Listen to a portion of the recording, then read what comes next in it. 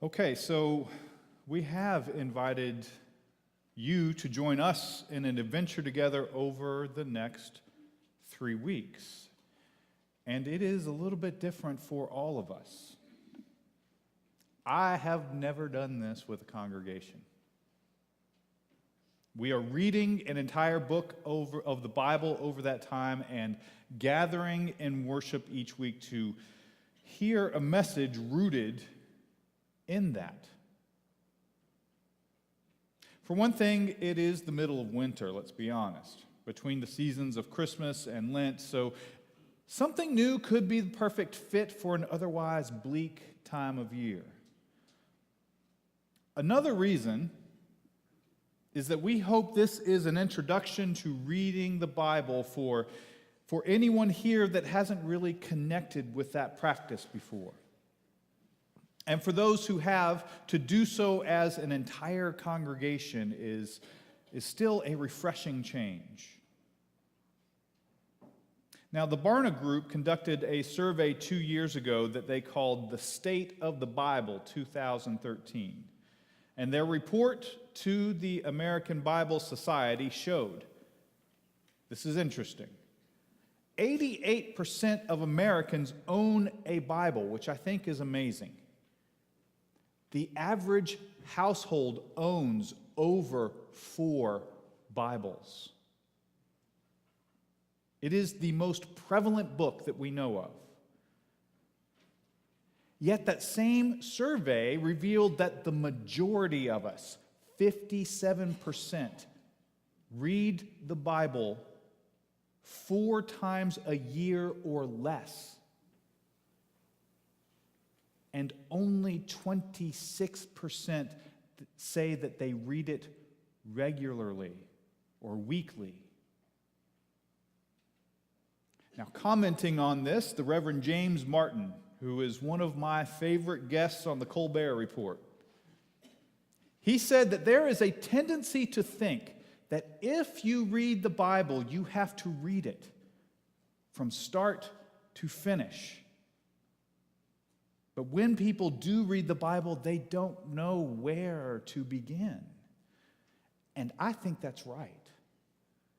It is a huge book if you are not a reader. It is a collection of writings that are often foreign to us in culture and in language and in the assumptions that the Bible makes about what we already know. And frankly, the Bible has always been more of a community book, something that we read and study together, as opposed to a strictly solitary experience. And so when we try to take it on all by ourselves, what happens? We get frustrated. Now, Amanda and I chose the book of Ruth as a source for us to work together. And we chose it because, for one thing, it's short. Short enough to stick with for any reader that might get hung up in its details. Short enough to serve as an enriching introduction to reading the Bible if this is new to you. And maybe it can lead to bigger things for any of us. Now, we also chose it because it is a great book that we all need to know about and be familiar with. I mean, the Bible sometimes surprises us with its radical inclusion of details, people, and stories that are anything but what we would expect. And Ruth is all about surprises. There was a homework assignment for this week to read chapter 1 in preparation for today, and if you were able to do that, my hope is that this will be really enriching for you. We're going to start today simply with the first paragraph, verses 1 through 5. No one has to volunteer, but if someone would like to read it for us, I would gladly let you. Wonderful. I heard a voice. Oh, Janet, of course. No, I'll just bring this to you. How about I hold this for you? Joshua judges Ruth. That's how it goes. Pages wouldn't come apart. Well, you can do it like that. That's fine. Okay, that's fine. Would you follow along with me, please? In the days when the judges ruled, there was a famine in the land, and a certain man of Bethlehem in Judah went to live in the country of Moab, he and his wife and 2 sons. The name of the man was Elimelech, and the name of his wife Naomi, and the names of his 2 sons were Mahlon and Chilion. They were Ephrathites from Bethlehem in Judah. Now I know why you wanted me to read it. They went into the country of Moab and remained there. But Elimelech, the husband of Naomi, died, and she was left with her 2 sons. These took Moabite wives. The name of the one was Orpah, and the name of the other was Ruth. When they had lived there about 10 years, both Mahlon and Chilion also died, so that the woman was left behind without her 2 sons and her husband. Thank you, Janet. You did a very nice job with those names.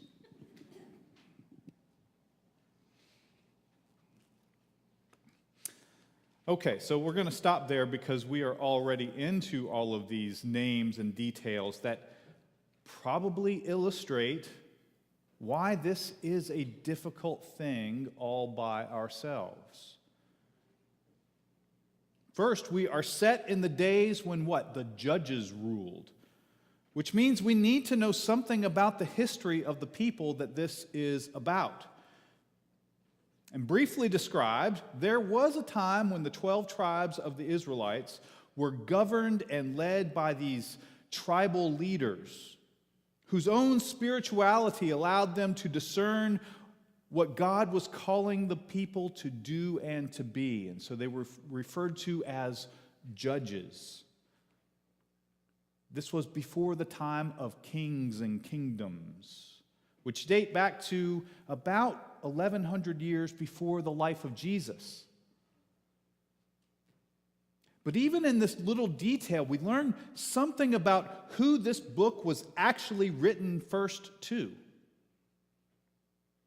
Because to tell us that this story happened in the days when the judges ruled, it is to assume that the reader, any of us, whenever and wherever we might be, that we do not live in those days. Otherwise, why point it out?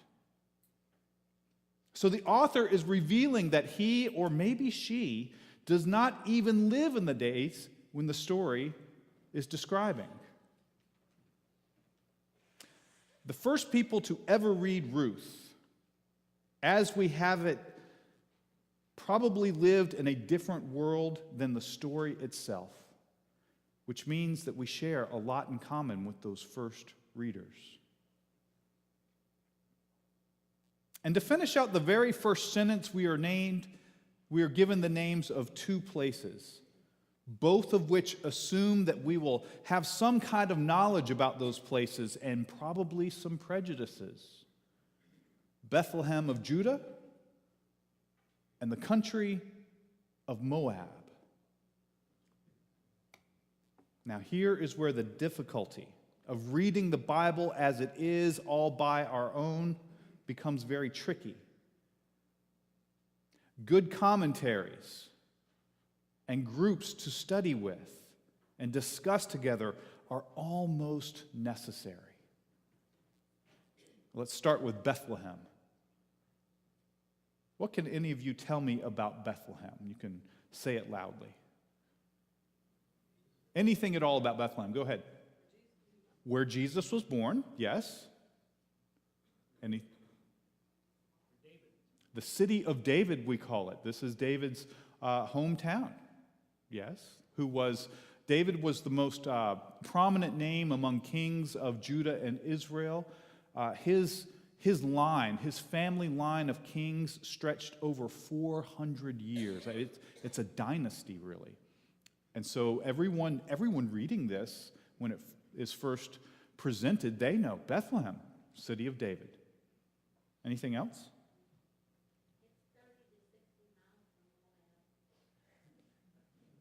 Very good. I heard that, Kay. 30 to 60 miles from Moab.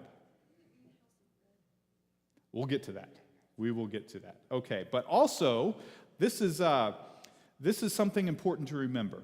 Ruth is known as the great-grandmother of David. So we're reading a story about David's great-grandmother, which probably has a lot to do with why, for whatever reasons, this was included as an important story of Scripture. Now, Moab, 30 to 60 miles away from Bethlehem. What can you tell me about that place? Anything?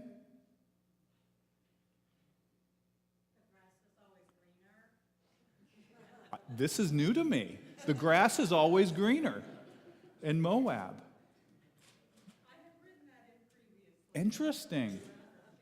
Yeah, well, I have not heard that before. I don't even know if it's true. This would be the southern part of the modern country of Jordan, actually.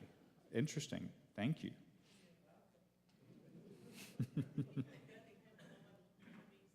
What's that? The Moabites and the Israelites, did they get along? No, not really. In fact, there is a quote from Deuteronomy that says, "No Ammonite or Moabite shall be admitted into the assembly of the Lord." Now get this. Ruth was David's great-grandmother. How many generations away is that? 3? 3 generations between them? Deuteronomy goes on to say in the 23rd chapter, even to the 10th generation, none of their descendants shall be admitted into the assembly of the Lord. Interesting. Some people suggest that this is a story to demonstrate the very legitimacy of David, who was not a pure-blooded Israelite. They didn't like their neighbors. They had wars with them over the years. The story goes that when the people were traveling from slavery in Egypt into the promised land, the Moabites refused to give them food.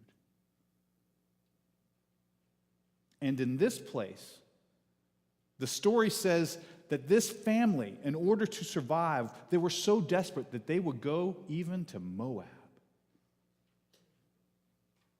In other words, you know what? I wouldn't set foot in that place unless it was the last place on earth that I could go. I mean, that's what's happening here.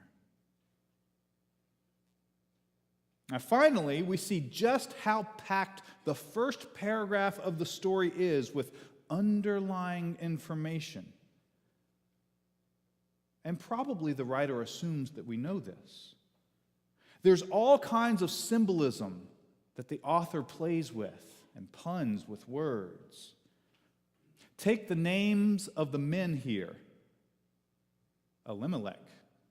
As far as I know, that was perfect. It means our God is king. The sons, Mahlon and Chilion, I like that, works for me. Mahlon and Chilion. These are actually puns for diseases that are described elsewhere in the Old Testament, which is a pretty good indication that they're not going to live very long. And they didn't. My favorite play on words here is the irony of the name of the city of Bethlehem. In Hebrew, Bethlehem means literally house of bread or house of food. Do you remember why they had to leave Bethlehem? There was no food. It was a famine. Because there was no food in the place that we know as the house of food. And later in chapter 1, which we've all read, the famine is over. And the writer says, the food, or the lechem, has returned. Did you get that? God put the lechem back in Bethlehem. And we miss that in our English translations. But it's a fun little piece of writing. Now, almost as a standard in Bible reading, the details of the opening of a book or a section can be chocked full of things that we need to study. And it will slow down as we go, but getting the picture of what all is assumed of us as readers sets the stage for just what the story is trying to accomplish with us. Now, we set out to read the entire first chapter, which isn't very long. And when I do this, I'll read an entire section before ever going back to study it in a commentary or in a group setting. I like to come up with questions that I really think I need to have answered. And it is totally normal. If this is new to you, it is totally normal to not get it on your first encounter. Now, as we go forward, the story really centers on the women. Naomi survives her husband and her two daughters-in-law, Ruth and Orpah. They survive their husbands. Only the women are left. This detail you may have guessed, by the way. Women in that time and place were very vulnerable outside of the relationship that a husband and a family provided. And we read repeatedly in the Bible about caring for who? Widows and orphans. It's because there was vulnerability there. But here's what's important to remember. The Bible often describes the world as it is while challenging us with how it should be. It's a very important distinction. Just because we read a situation in the Bible, and some of the stories here are terrifying, that does not mean scriptures are endorsing it. In fact, they may be trying to rectify it with brutal honesty about what it's doing to people. And I think that the book of Ruth is clearly trying to paint us a picture of what this way of being between men and women can look like from the perspective of women. We'll talk more about that next week, by the way. Let's just be familiar with the common ideas here. Marrying foreigners is generally looked down upon. And yet, the story of Ruth tells us that Israel's most important king was descended from just such a marriage. And cultures all throughout this part of the world practice what is called levirate marriage. That means if a woman outlives her husband, she will become one of the wives of the next oldest brother who is still alive, and then live under his protection while maintaining all of her status and wealth. And you might recognize this from an argument that Jesus once had with the scribes and Pharisees. All of this is underneath what is happening with Naomi and Ruth and Orpah. They were all widows by the second paragraph of this story. And anyone who would be reading this in its original setting, they would have known that all three were in a very precarious situation. So now my hope is that we all know enough about it to see how all of that information plays into the rest of the story, which we will be sharing over the next 2 weeks.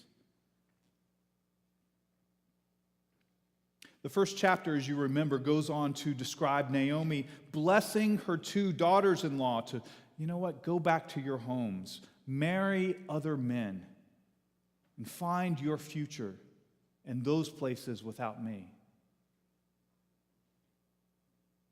Which is where the story really begins to tell just how righteous this foreign ancestor of King David was. We're talking about Ruth from here on out. Ruth becomes the example of faith for anyone with eyes to see and ears to hear. A woman, a foreigner. And what you'll find as you continue to read is that the Bible does this to us again and again. That God's best examples of faith so often come from unexpected places.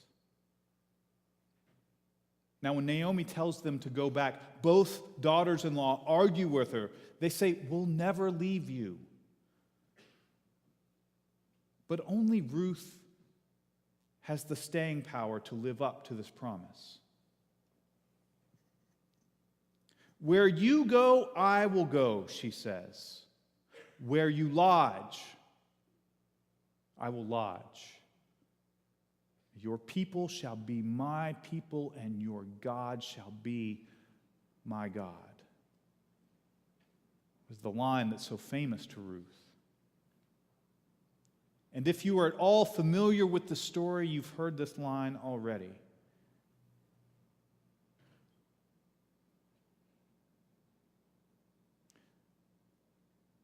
This is a different sort of time for us to spend together on Sundays, isn't it? But this is, I think, the place where it is appropriate to consider what the message is to any of us who are reading and hearing it. What do you hear that it is possibly saying to you at this moment in your life?